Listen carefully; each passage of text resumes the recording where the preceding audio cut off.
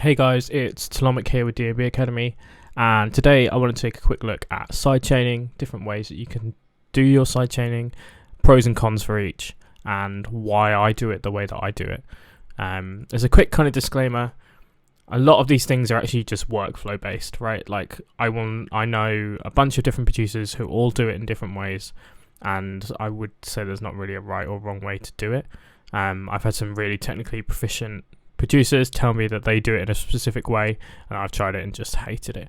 And so don't do it in that way, even though technically there might be reasons to do it or not do it, whatever. So just because, I say I do it this way, don't feel like you have to do it in that exact way. So I've got the drums and the bass from, well, ignore these two for now, from my tune Closer, which is out on my debut album on Liquidity. So the drums,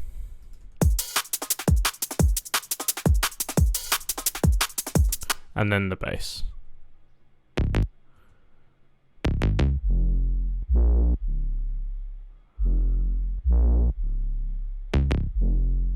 And there's no sidechain on any of that at the moment.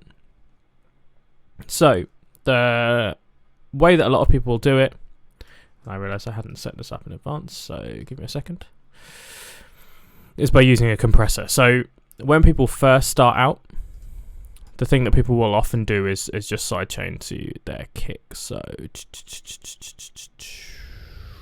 let's find notes on the kick. Channel 18. That one.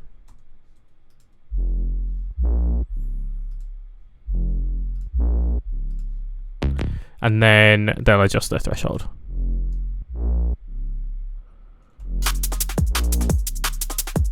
And then you can kind of dial the release a little bit and your ratio to kind of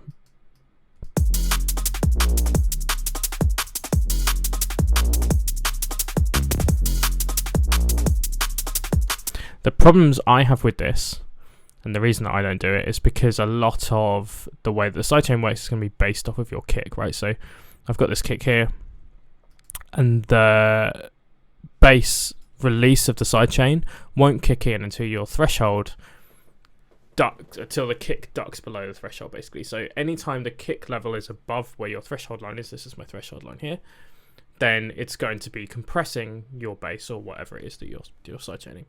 And then as soon as the tail of that kick ducks below the threshold of your the threshold of your compressor, then the release will start.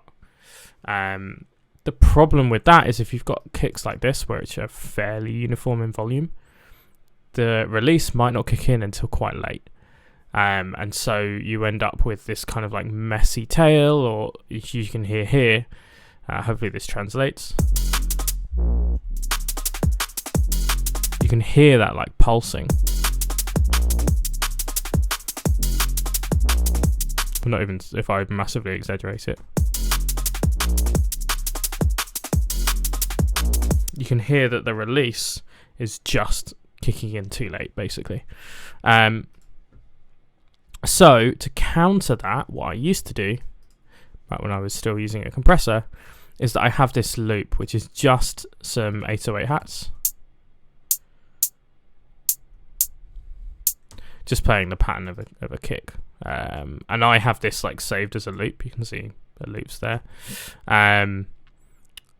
With the standard drum and bass pattern, but you can obviously like move these hats to correspond with where your kicks are. You can see that lines up fine there, and using that instead. Now what that will do is we'll trigger the compressor and then instantly stop, so your release starts straight away and you dictate the release time relative to how long you need it to be.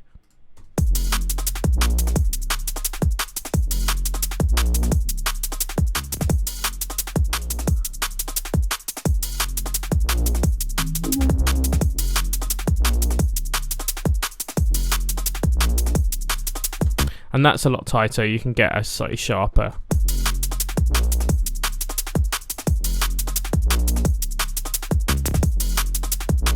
Do it off peak value as well.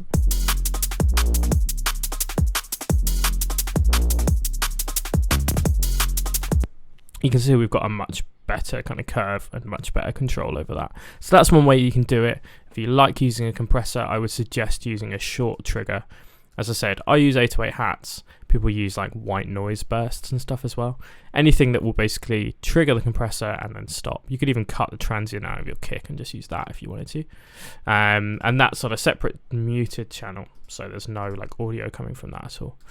The way that I now do it is, and I've already drawn the automation in, but is by using a utility. So I will put you could use any gain plugin, automate the gain control, and then I can line that up with the tail from the kick, so you can see the kick kind of ends around there.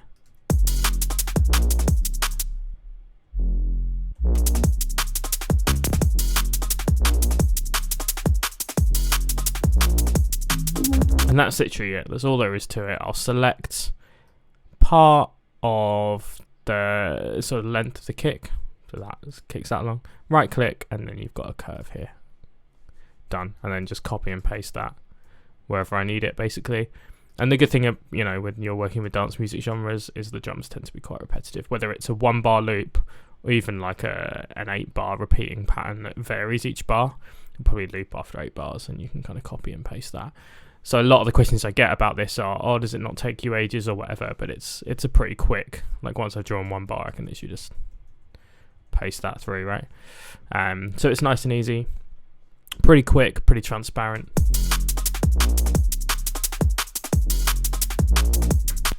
And a nice easy way to do it. The final way you can do it is by using something like LFO tool. I've got LFO tool here. There's Shaper Box as well that you can use. I think there's one called Kickstart by Nicky Romero as well. You can use that. They're all basically the same thing. Shaper Box has got some other features as well. But so what I've done is drawn MIDI to match the pattern of the kick, and then sent that through by double clicking on the note read trig here. And we can set this as quick as we like or as short as we like.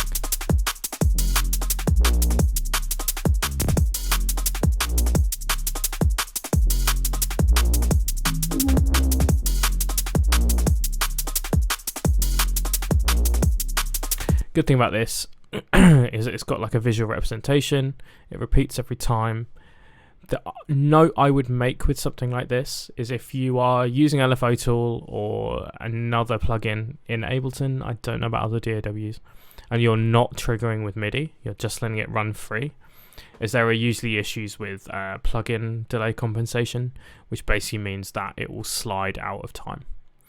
So if I have this on every quarter note and then I start building up a project with a bunch of different plugins and latency to compensate for, then the quarter note that LFO is synced to will go off grid with the quarter note that's actually like in time with the project.